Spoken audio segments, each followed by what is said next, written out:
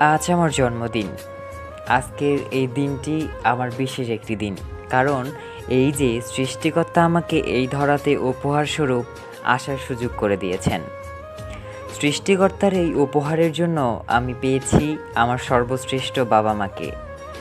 আমি পেয়েছি আমার কাছের কিছু মানুষকে। পেয়েছি হৃদয়ের গভীরে জায়গা দেয়া বন্ধুদের। আমি পেয়েছি অসাধারণ কিছু ব্যক্তিকে যারা আমাকে শিখিয়েছে কী করে উপরে উঠতে হয়, কী করে সব সামলিয়ে এগিয়ে চলতে হয়। আমার জীবনের এক বছর করে শেষ করে অনেকটা সময় পাড়ি দিয়ে ফেলেছি। বিয়োগ হয়ে যাচ্ছে কত দিন, কত সময়, কতক্ষণ, কত কাল। এই সময়টা হয়তো কিছু কাল কিংবা কিছুটা সময়, তারপরেই নিস্তব্ধ হয়ে যাবে এই জীবনের গতিপথ। এই ছোট্ট পৃথিবীতে লক্ষ লক্ষ মানুষের ভিড়ে আমার তেমন কোনো গুরুত্ব নেই বললেই চলে। তবুও হাজারবার জানতে চেষ্টা করি আমার দ্বারা কি কল্যাণকর কিছু হচ্ছে, নাকি আমার বিন্দু অতিক্রম করে যাচ্ছি বা যাওয়ার চেষ্টা করছি। আমি কি পারছি সকলের হৃদয়ে স্থান করে নিতে? আমি কি পারছি মেঘলা দিনে অনুরাগগুলোর অভাব পূরণ করতে?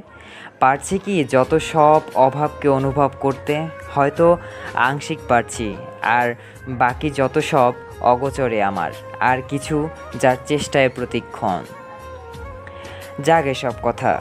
ইতিমধ্যেই আমাকে অনেকেই জানিয়েছেন জন্মদিনের শুভেচ্ছা। অনেকেই পুরনো দিনের ছবি আমার ইনবক্স এবং প্রোফাইলে দিয়েই স্মৃতি মনে করে দিয়েই শুভেচ্ছা জ্ঞাপন করেছেন। আর যা ছিল অনেক ভালো সময় কাটানোর কিছু মুহূর্ত। যারা শুভেচ্ছা জানিয়েছেন তাদেরকে আমার হৃদয়ের অভাবনীয় গভীর থেকে আন্তরিক ধন্যবাদ জানাচ্ছি। যদিও আমি এই ক্ষুদ্র মানবের জন্মদিনের বিশেষ তেমন কিছুই নাই, তবে আমার সৃষ্টিকর্তার উপর লাখো কোটি শুকরিয়া। আমার জীবনের শ্রেষ্ঠ পাওয়া আমার প্রিয় শ্রদ্ধের বাবা আম্মুর প্রতি সালাম ও কৃতজ্ঞতা প্রকাশ করছি, যাদের নিমিত্তে আমার এ ধরনীতে আগমন। কালের গহ্বরে হারিয়ে যাওয়া